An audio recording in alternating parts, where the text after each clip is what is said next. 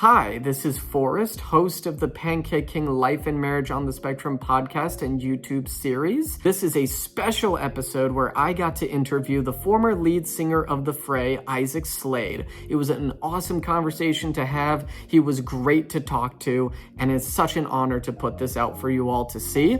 Two things before we delve into it. First of all, thank you to everyone who submitted questions for me to ask Isaac. Some of those questions did make it into the episode, but not all of them did because I didn't have too long of a time to be able to talk to Isaac, so I needed to respect that and keep the questions down to somewhat of a minimum. However, for everyone who got their questions in, I hope you guys enjoy this. I hope everyone else enjoys this. This was an awesome conversation to have. One thing to note, for some weird reason, I don't know why, but the camera for my face honestly looked like garbage in this video, and there wasn't really any way that I can fix it. Hopefully you guys can look past that as you watch this interview. It's not too distracting, but I wanted to throw that out there. And then finally, secondly, have to insert this in because it's my YouTube channel. I do what I want. My novel, The Glass God, is now available for pre-order, the Kindle version, on Amazon. The link to the pre-order page is in the description below. And for anyone who wants to wait for the paperback, both the Kindle version and the paperback will be officially released on May 26th, Memorial Day. So, with all that being said, let's get into the interview. My guest today is Isaac Slade, former lead singer of the band The Fray. And Isaac, thank you so much for being with us today. Yeah, you're welcome. Good morning. Thanks for having me. Good morning, man. All right, so I can dive right into the questions. I mean, honestly, I can go on and on about how much your music has meant to me growing up and stuff like that. I spent long walks because my family lives kind of out in the middle of nowhere in this community of like maybe 800 people, and I used to take walks to the library and just listen to your music, like Scars and Stories, 2009, The Fray, all that type of stuff. That stuff meant so much to me. So my first question to you is, at what point did you start to realize that what you were doing with your music was becoming something bigger? What did that look like in the early 2000s? You know what I mean? Thanks, Forrest. Actually, I would say it started when I was really young. Um, I noticed mostly whenever I did anything else, I wouldn't get that much of a reaction. When I played basketball or when I went mountain biking or skiing or something, I would see sort of the people around me and it was fine. It was cool. If I did like a play or read a poem, and then I remember when I was probably 10 or 11, I sang a song at a mall in Colorado. And I kind of closed my eyes and sort of had this whole vision of what I was singing in this lyric and kind of went there and kind of veered off the melody. I remember towards the end of the song, I started singing this like new melody that kind of came to me and I just chased it. And it was a cover or whatever. Hmm. Um, and I felt sort of buzzy. I felt this kind of electricity and sort of a spiritual experience. And then I opened my eyes as the song finished. And that was the first time I ever sang in public. And Hmm. I looked over at my parents and they were both like giving me looks that I'd never seen them before, sort of like, um, oh, our kid is a singer. Yeah. Uh, pride, you know? And then I looked down and there was this homeless guy on his knees, like probably 7 or 8 feet away from me, just sobbing and sobbing and sobbing. And I was 10. I didn't really know what to make of it. Um, but I had this deep sense that, whatever this thing I have, it was given to me. It's like a gift to be able to sing and sort of channel something, and that it was for other people. Like it was like a community asset almost. Yeah. And it was my job to figure out how to do this as a career so that I can give that moment to a bunch of people. And I remember my dad talking to the dude, and he said something like, I don't know what happened to me. I was walking by, I just heard this kid singing, and it reminded me of the innocence I lost, and I fell apart. Whatever moment he had, um, Yeah. I've just always felt that, beautiful. role and responsibility to kind of channel whatever I see in my own weird little world. So when it started happening in a bigger kind of public way in the mid to late 2000s, it felt new in one sense, Mhm. but it was also just kind of like my body was used to that. It was like used to more of the same. And somebody goes, "Oh my God, your voice is so amazing," or whatever. It's like I I love that, but I really feel like somebody's saying like your nose is so cool. I'm like, okay, thanks. I kind of came out with it. Sure, sure. And actually, it's funny. I think that's actually a really good segue to this next question. Like, what's the most common thing people would tell you was the biggest reason, why your music meant so much to them? Like, what was different compared to other bands, big ones, like during that time period? Um, I would get I started feeling kind of like a priest that people would come up to me at Red Robin and sort of just go straight into confessing their worst moment and how my music kind of helped them through it. They like would barely get their name out. They'd be like, "I'm Janice, and I was, I was. It was right after my breakup, or right after some horrible moment, finding their dad who just passed away, Mm, or contemplating. Like I've had so many people tell me like they were contemplating suicide, and my song came on, and they decided not to, and to decided to go get help, or whatever that thing is. And, at first it was really jarring because I'd be like walking to dinner with my girlfriend or whatever. Um, and then I just started feeling this deep gratitude and sort of a responsibility to use to let our music be more than like a self-promoting vehicle to make us money or to get right, a right. reputation. But yeah, I would say, if anything, like people, touring for 20 years, like people didn't want to sleep with us. They wanted to like cry. We were helping them kind of get access to those feelings and emotions that sometimes you need help getting access to. Yeah, I mean, one thing that I've noticed definitely with the pattern of your guys' music was that, I mean, you had love songs, obviously. I would even say they were a few of the best ones I've heard.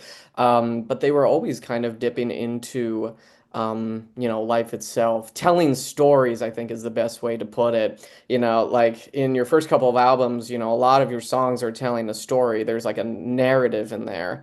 Um, how much of that was based on parts of your real life and how much of that was kind of like fiction almost, like you're trying to tell a fictional story through your music. I'd say 80% was true to life.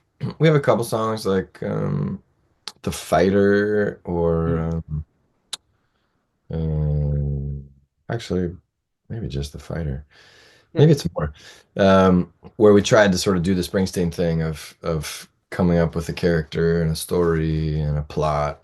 Uh, but for the most part, it's always direct biographical or once removed, kind of observational of somebody else we know. How to Save Yeah. Life was about somebody else and our sort of effort to save them. You Found Me was about my own kind of personal crisis, squaring off with my higher power and yelling at him. Uh, Mm. Over My Head was about kicking my brother out of the fray and having this total, Mm. relational breakdown. And when it was really on the nose, when it was, somebody that was going to know it was about them, I would always kind of check with them first and show them the demo and talk about if there's any parts that they feel like they're misrepresented or they want to change it or whatever. So it was definitely on my mind to make sure I wasn't overstepping my bounds. But yeah, for the most part, man, it's all like our lives put to music.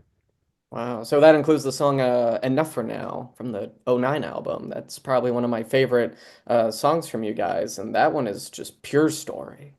Yeah, thanks, man. What is it about that song that connects to you? I don't.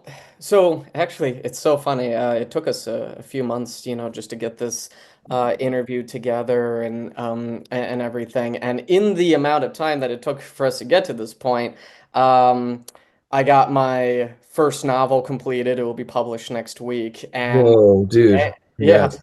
And on top of that, found out I'm going to be a father, my first child. Holy So, cow! yeah. So honestly, I could say I've lived several lives since the first time I called you on the phone. Oh, dude, I'm so stoked for you, man. Thanks. Congrats. That's huge. Yeah. So honestly, I don't, when it comes to the song Enough for Now, like I don't know how I will honestly be able to continue listening to that song without, I know you're gonna hate hearing this, crying. Because Oh, like what's kind of funny is that in the song you say like years and years he waited and a daughter came instead. The funny thing is I actually want a daughter. Like no. that's the kind of child that I've been wanting for like about a decade. So I've been having like these arguments with my family already. They keep saying it's totally gonna be a boy and I'm like, I kind of We'll want a see. girl actually. We'll see. So, you know, Dude, congrats, man. I'm so happy for you. yeah, thank you. Thank you. So I did think that was interesting, because my at least my family on my dad's side comes from a side where like the fathers weren't really there for their children in the ways that they needed to be. And this song kind of felt almost like a weird rejection. Like maybe I'm interpreting this completely wrong, but it kind of felt like a father having this very specific desire, this want, this vision, and it did not go the way that he hoped for, and so he just kind of decided to abandon responsibility. Again, Mm, I may be interpreting that completely wrong, but it's the beauty of subjective music, right? Or the mm. beauty of subjective interpretation. Yeah. Um, Yeah. Yeah. That song for me was kind of from two stories. A lot of our songs are kind of a blend of different stories. Um, like a screenwriter would sort of capture true life mm, materials and then blend it into a news story. And same with Enough for Now. It was partly about my mom and her dad, my grandpa, and then partly about a really close friend of ours who just went through a ton of struggle and finally found kind of her way through by resting rather than effort, you know? mm, And I remember telling her, like, I think you've done enough. Like, I think I said that's enough for now. mm. Um, and she just, she just kind of, I could see it like wash over her. Not that I was giving her news, but like it was confirming something she'd been feeling that regardless of what your challenges have been in life, and regardless of what good things have happened, you get to a point where you've kind of done everything you can, and you have to just sit back and let it metabolize and let the chips fall where they're gonna fall. And that moment, is a big uh, leap of faith because if you really want something and you're not getting it, the urge is to like work harder. Yeah, And a yeah, lot of times the once you've done everything you can, all you can do is sit back and wait and rest. And ironically, that's the only way your body can heal from stuff by holding still. That's yeah, the only way you can build muscle. You tear it, you tear it, you tear it, and then you have a rest day.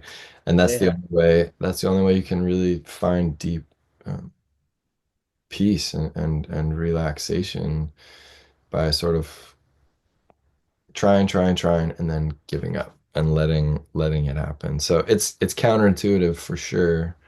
Uh, but man, it's so good when you can crack the code on that and just wait to see what gender the kid is.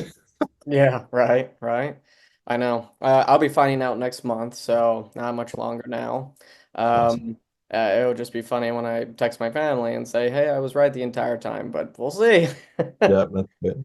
But I wanted to ask you this, like now that you're kind of living you're definitely, I would say, definitely living a simpler life. You're not touring like you used to. You're not like, at least as far as I know, you're not upheld like with these contracts or anything. So now that you're kind of in that stage of your life where you're kind of living simpler and you're not, kind of in that huge like music industry life, I guess you could say. How has your perspective on the direction of the music industry changed? Do you feel like we're kind of going in a more positive direction, more negative direction, maybe a bit of both? How has that shaped your perspective? That's a great question. Uh, I don't really have a strong opinion about the industry as a whole.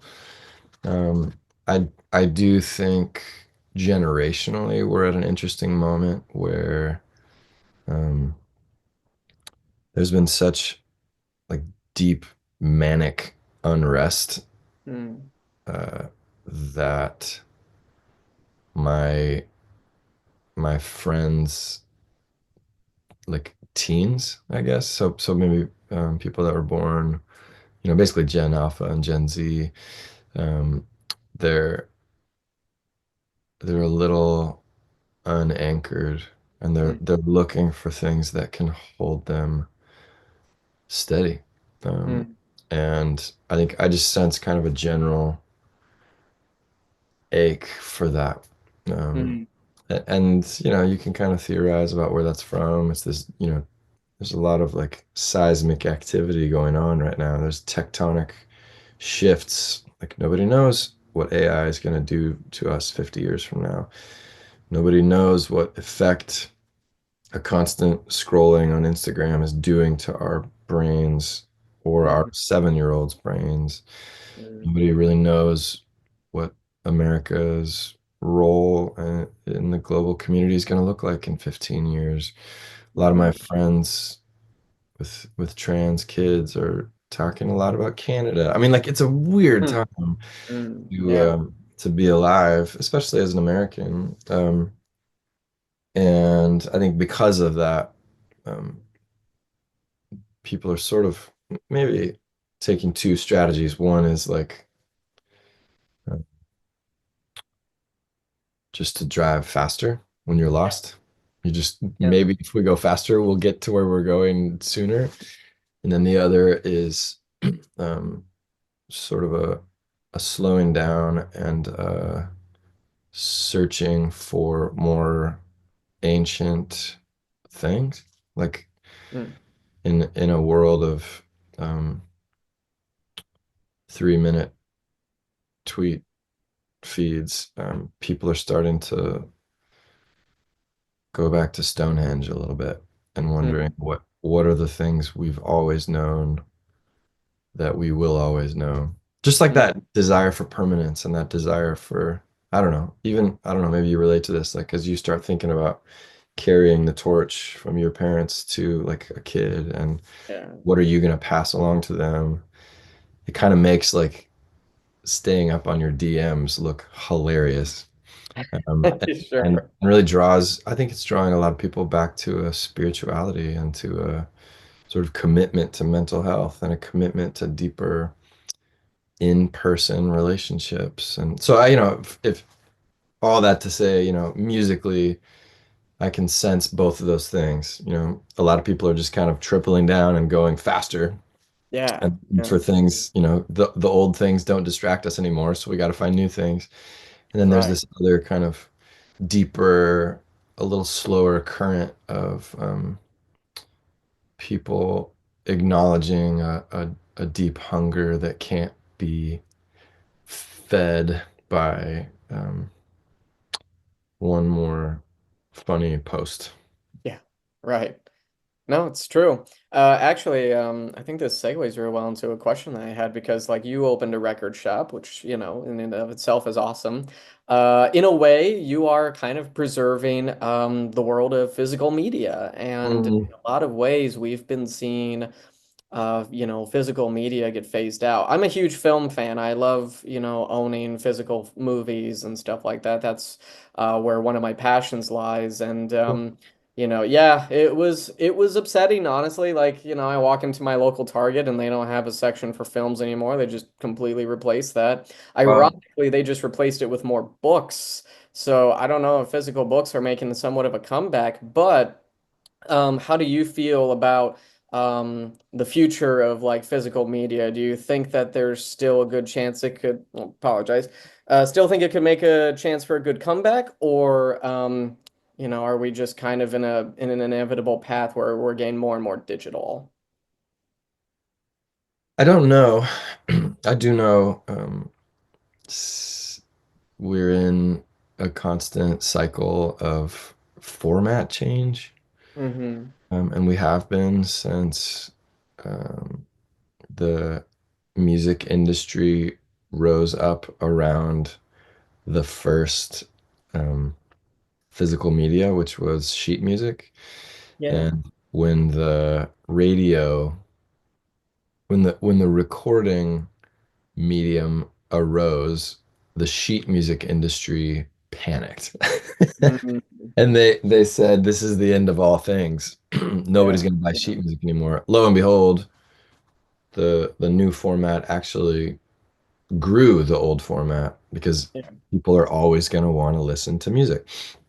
And then same thing when the radio came out, the record industry panicked because they thought nobody's going to pay for records anymore. They're just going to turn it on and listen to it for free.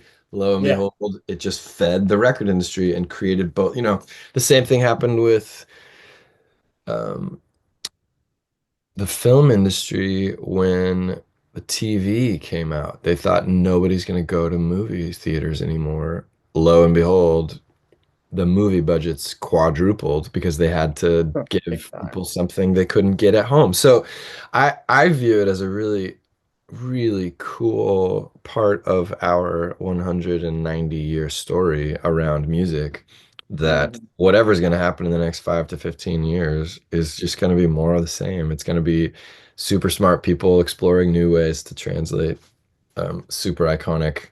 It's always been uh member of the tribe over the hill, climbing over the hill with her guitar, singing songs to our village about her village, and then Mhm. we send somebody back with her. Like it's always going to be that, and it Yeah. always will be. So I think for me, that record store I opened up is partly that we're letting 15-year-olds come in and ask really dumb questions like what is punk? Yeah. Can you tell me what country is all about? And I'm so stoked when somebody comes in and finds out there's like another side on the record. Like there's a B Yeah. side and people are like that's what B side means. Oh my God.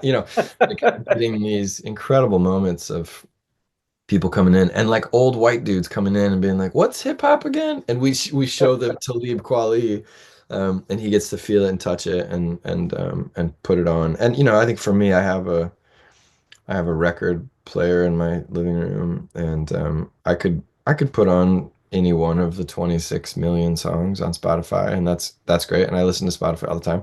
Yeah. Uh, but to wake up, touch a vinyl disc, see the big artwork, put it on start it, have this physical medium, this organic, almost like human to human Yeah. thing, and then like go about my day for 25 minutes and not have to worry about queuing up the next song. There's something incredibly calming about just listening to track three because I just listened to track two and track four is after this, and I'm Yeah. not going to change the record. So something's really cool about it. And records have like surpassed all other forms of media as of 2024. Like it's been growing steadily for 20 years, and last year it finally surpassed. So I think it's an exciting time to be in the vinyl record business. Oh, for sure, absolutely. No, I have been seeing like a massive comeback for records. I do have a friend of mine who like actually, and he's right around the same age as me, so it's not like he's 20, 30 years older, and so therefore was there during that time when records were really big, but he owns a record player and he buys records all the time, like Cool. whatever he can find. So, he's a huge fan of that. Um, Cool. oh yeah. And so I wanted to talk just a little bit about like, my favorite album, that being Scars and Stories. I mean, I'm not exaggerating when I say that it's probably like my favorite music album, period. Like, Oh, that's beautiful, man. I've listened to a lot of music albums, just none of them have ever reached this level for me. Um, I listen to this album when I'm feeling good or I'm feeling happy, and I listen to this when I'm feeling, down or feeling beaten down and stuff like that. And it's amazing, like I would, kind of just walk the country roads and I would listen to something like Rainy Yeah. Zurich, um, which is one of my absolute favorite songs from you guys. There was something about this album that really stuck out to me compared to your guys' albums before and after, where you guys kind of like picked a certain sound that felt a bit more ethereal. felt a Mhm. like honestly the idea of walking down the country road and listening to this sound, that sound that you guys used for the album was like perfect for that kind of setting. Um, it almost felt like to me it would feel like I'm the world around me is so massive and really I'm just a tiny part of it. Um, Mm. you know, just the album encompasses so many different things like, love, loss, and separation. The passage of time. I wondered, like, when I listened to the song 1961, you're kind of like jumping through time almost. You're singing about personal history. Would you mind actually talking a little bit more about the inspiration behind that? Yeah, absolutely. Joe, my bandmate Joe, and I went to New Orleans for a couple weeks to write for that record. We were probably halfway done, and we went to kind of finish the rest of it. And we were working on this concept for 1961 that was around the relationship between my two brothers and I, and the three of us kind of represented different strata in the soil almost. And I was just kind of going through my personal and family history and thinking about some of the traumas that we all kind of endured collectively and relating it to the Cold War and the tendency for families and countries to respond similarly when faced with pain, to put up walls and rather than engage for all of the fear and joy that that could bring, we just separate and distance and cordon off. And then lo and behold, we're at peace. And I think there's a tendency, and in my life at least, to choose distance-based peace over true connected engagement peace.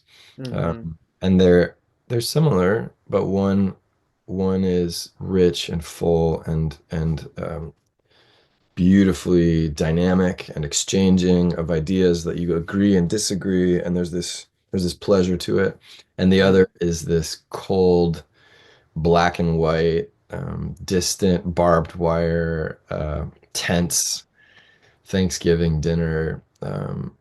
And I think so many of us settle for that second one and sort of name it relationship and connection and peace when it's really um, tolerance or something. And tolerance is good. It's better than intolerance, but it is not the goal. The goal is like interdependent savoring of each other and ourselves.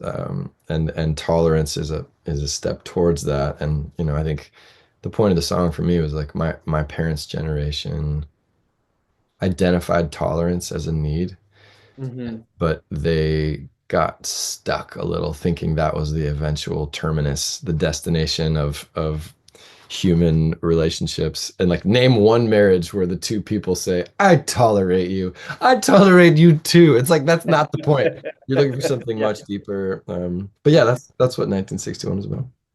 Oh, that's awesome, man. And then actually, it's funny. I've been wanting to ask this for a while. The one of the last songs on the album, "Be Still."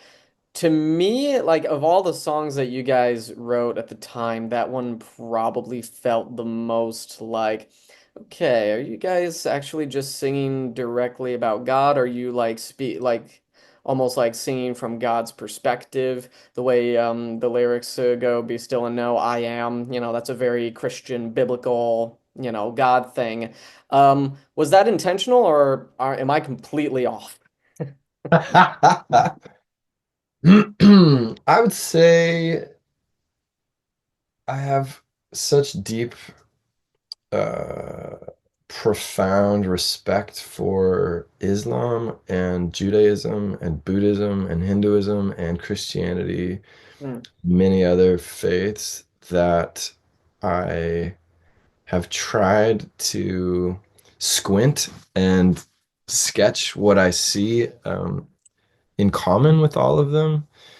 Uh, and my language ends up being very Christian. I was raised in a Christian um, culture Hmm. in my family and in my community, and like the U.S. has "In God We Trust" on the dollar bill.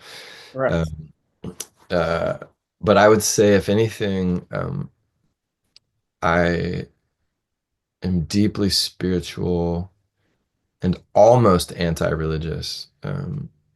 And in that tension, I've had to find the diamonds in the rough, for what I do believe and what I want my kids to know I believe. And it's been tough. It's been like a weird journey to discover that, especially with so much extreme allegiance to religion all around me and extreme opposition to religion all around me. Yeah. Uh, Yeah. I tend to see both sides in an argument, probably to a fault. But when it Mm, comes to something like Be Still, my little brother called me at 3 a.m. in a really dark place. And mm, it was after 6 years of him calling me in the middle of the night in a really dark place. And I just felt so helpless. And I remember thinking, I have nothing I know to say to this kid that is going yeah. to do anything good. So I don't know what I said. I said, I hear you or something. Um, I'll talk to you in the morning. Mm, And woke up that next morning and just started, I grabbed a guitar and started strumming what I wish I could have said, sure. what I was able to come up with. And I wrote the whole song in probably 15 minutes, which is rare for me. Yeah. But I remember thinking, like, regardless of the religious logo on the back of your car, Yeah. all of us have deep needs and desires that cannot be met with a cheeseburger, a wedding ring, and a mortgaged house. There's something deeper here that we all long for. And I have a sense that it's like over there, but I don't know what it is. And I Sure. think a lot of people feel the same way. So that song kind of came out of that. This is gonna always maybe be hard, rest in this space. And like all I can do is say, I'm with you. Oh, wow. Well, it's funny. I didn't even have this question on the list, but it kind of compelled me to ask. Was this a song that you just kind of like put together yourself? Was the rest of the band even involved?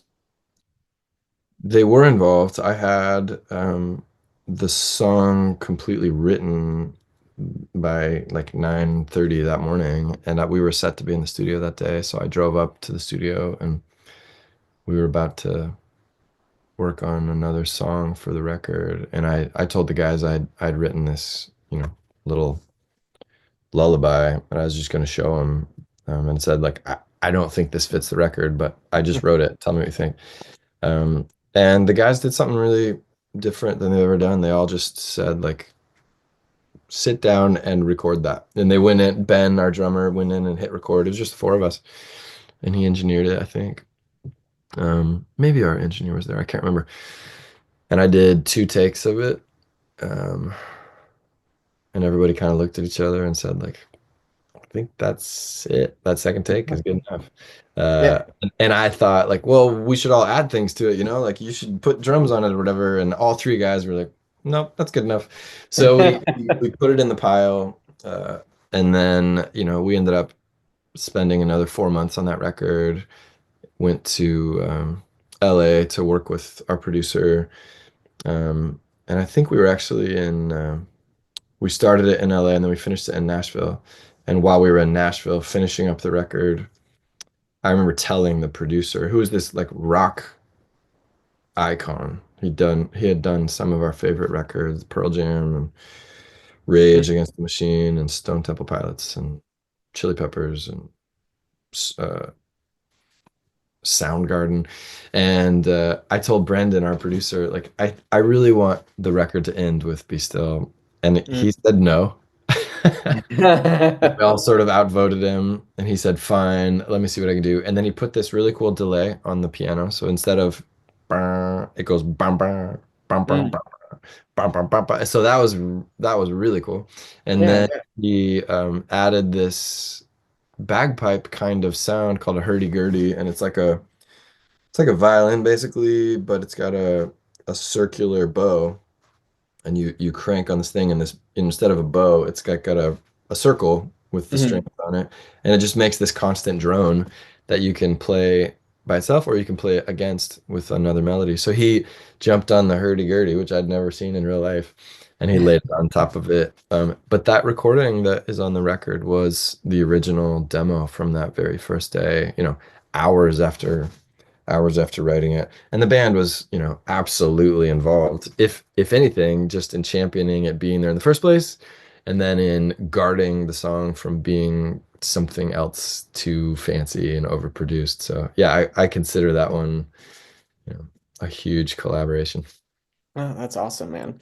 And then when did you know that it was time to leave the band? Go off on your own. That's a great question. I would say it started years before I finally decided. It was a combination of things for me.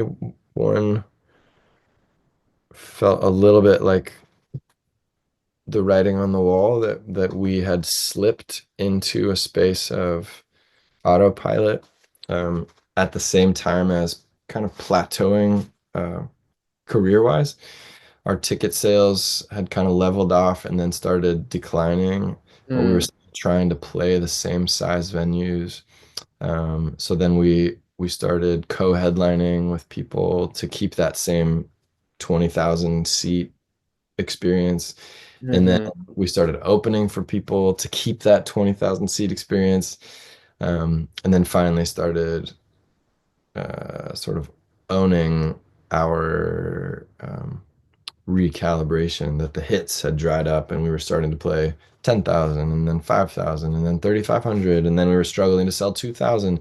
So that was a big part of it for me, that I could tell something was happening internally among the four of us that was translating externally.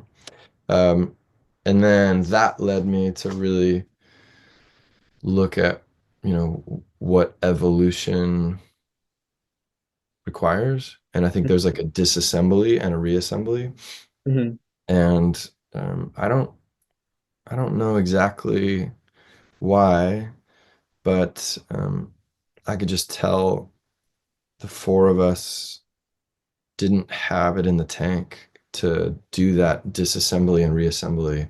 I think it requires this deep uh, trust and commitment and understanding and compassion and courage and a little bit of crazy. And we had pieces of all those things, but not enough to really evolve as a group. So we Yeah. ended up sort of defaulting to the basic, which Mhm. is cool. I mean, our fourth record, I think, it's got so many incredible moments on it. But the fourth hmm record to me is a sonic equivalent of us defaulting to our kind of our lowest common denominators that we all agreed on, Um, and I remember that record sort of being the writing on the wall for me that this is not a dynamic I see wanting to fix. I didn't want to really press in for whatever it would have taken to do that. And I also think if the declining numbers combined with the challenge of connection and evolution are the two main reasons, I had a personal reason that maybe trumped both of those, which was I just had a pit in my stomach every time I got on the road and went hmm out to tour or to work with the guys. And I think we had a really unhealthy dynamic, the four of us.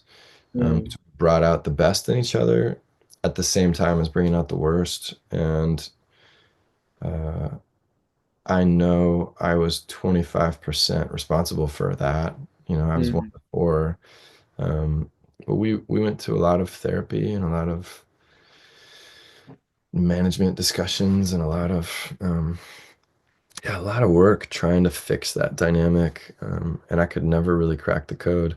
And I know a lot of it for me was some, pretty big mental health issues I was having that Mm, were coming out in that group dynamic, in that group mhm, setting, uh, backstage. It was also coming out in that dynamic and group setting on stage, mm, along with whatever else I was bringing to the stage. My marriage that was really struggling, which ended eventually. mm. My challenging relationships outside of that, the larger who am I existential midlife crisis stuff played out Yeah. in public on stage. All those things made this big old cocktail that I would say I concluded at the end when I finally called the guys in 2016, and I just said, like, this has been the honor of a lifetime. I've always wanted it, and I don't want it anymore. And Wow. and that's obviously going to present some challenges as I am the lead singer. Yeah, right. Yeah. And obviously, I don't know if you've heard, but the Fray has come back, this I year. have, yeah, They yeah, released a new album. They're touring now across the country. yeah. I'm sure that regardless of, I mean, obviously, if there's something else, you can mention it, but regardless of what happened at the end, I'm sure you're happy that they're continuing, that they're, finding their voice again, that they're kind of bringing the Fray name back in. Um, did they ever reach out to you for creative input on this new album, or did you just kind of try to keep yourself held back? I am cheering from afar, Yeah. uh, so loudly. I'm thrilled for those three guys to continue our work that we started and take it to new heights and new depths. I'm also keenly aware that the band agreement we all built states as clear as day if one member leaves willingly, as long as there's two more original members, it can be called the Fray. And I knew that full well when I stepped down that I was that I was giving them, full they were retaining full right and permission to do whatever the hell they want with that name because Right. I was leaving the band. So to me, that's all kind of been a given. Um, they have we've stayed in contact, absolutely. Mhm. Um, Even the last show we played in Illinois a couple years ago, kind of my departure show, there was a very sweet, even unspoken awareness. It felt like a high school band was graduating and we were going to part ways. And there's just this somber, sober, beautiful acknowledgement of the joy and the triumph and the loss and the tragedy of playing together for 20 years and splitting. It was like those 80s movies and those 90s movies like Sandlot and Yeah. that like ennui that you can't even capture. It felt like that. So I think I've taken that into this new season with me of watching them find, like you said, find their voice and discover what kind of music the three of them make. And it's been Yeah. awesome. I really like their new sound. It's like new and also familiar. And Yeah. Joe's an incredible singer, and he's always so he sang Rainy Zurich, he sang Ungodly Hour, he sang Heaven Forbid. He sang in every show we ever played. So like he's the right guy for the job. That's awesome. That's awesome to hear.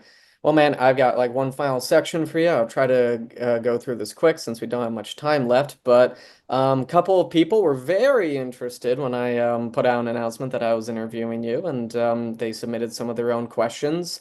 I'm going to be referring to them by their YouTube usernames. I've got one from Lucine Sack. This person asks, has being away from the people you've toured with and bounced ideas off of for 20 years affected your creative process? Do you still write frequently, even if it's not being made into anything in a studio? It's a good question. Uh, I've always been a collaborative creative, and for 20 years, I would have this dual life where I'm always writing ideas and lyrics and song melodies and stuff on my own, and then bringing them to a collaborative dynamic, which was always, Joe King and I, and then the four of us.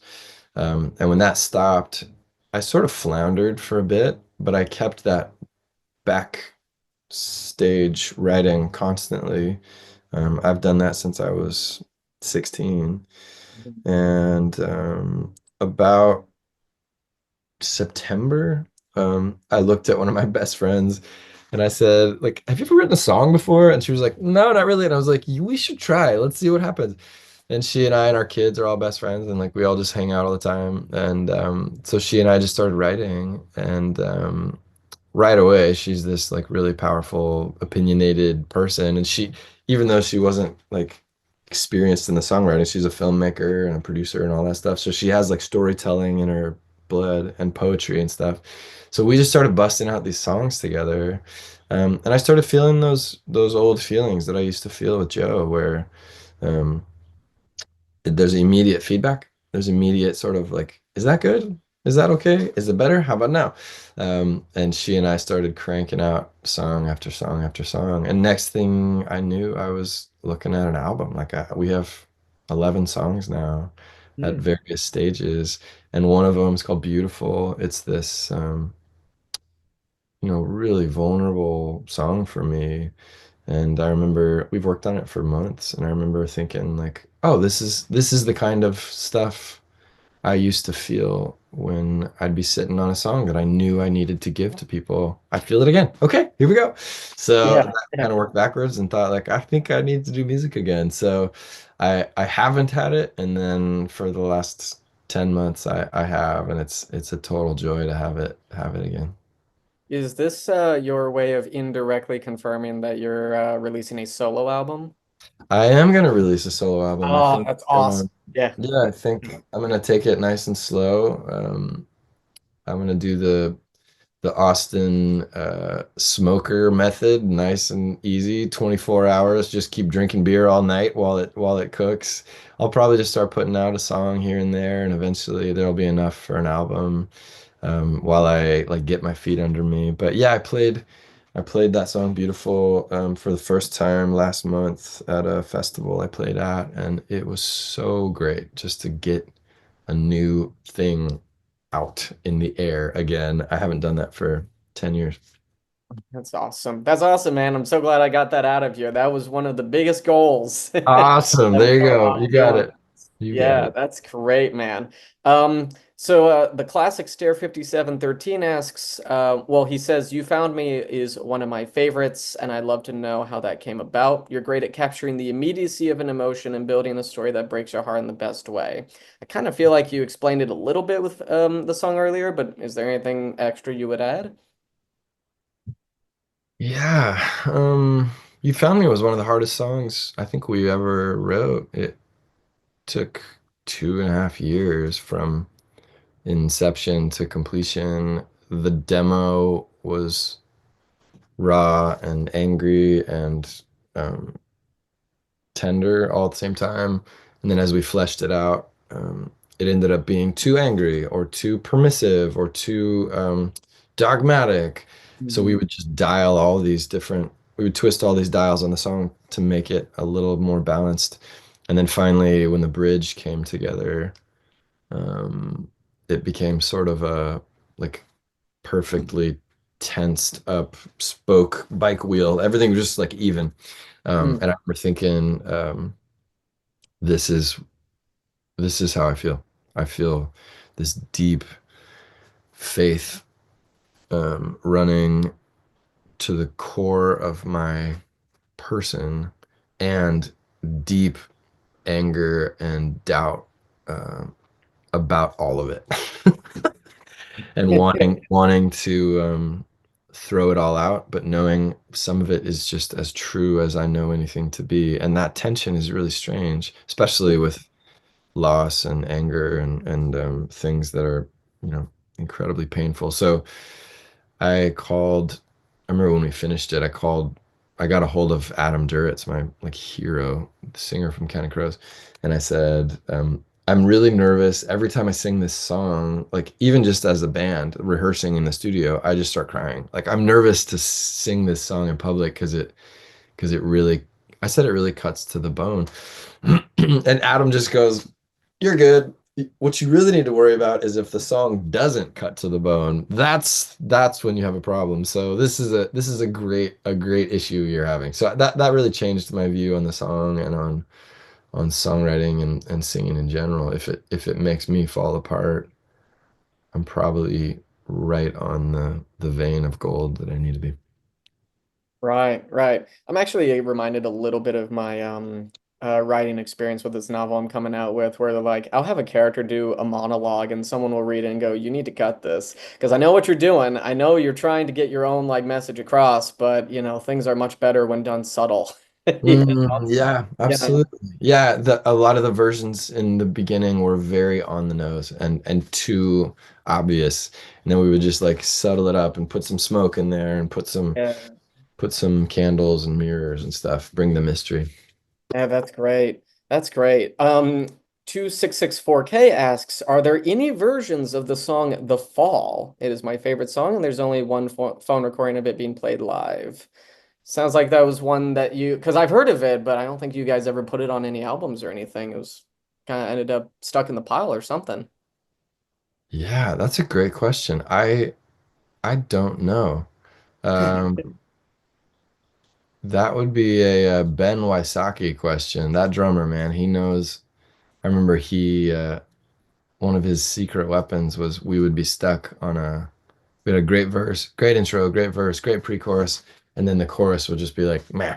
And he would like blink and sort of be like, what about that one demo from 2009 that you had on your phone? It was in the back of the bus. What's that one? You know, we'd like basically Google it and find it from our old archives and then, you know, drop it in place and it would like finish the song. So yeah, call Ben. Okay. I'll get right on that as soon as we're done here.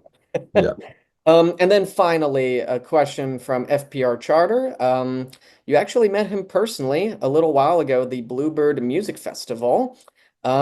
He asks, was there really going to be a fifth studio album for the Fray, or was the plan always for the LP5, as posted on social media back in the day, to be the greatest hits album?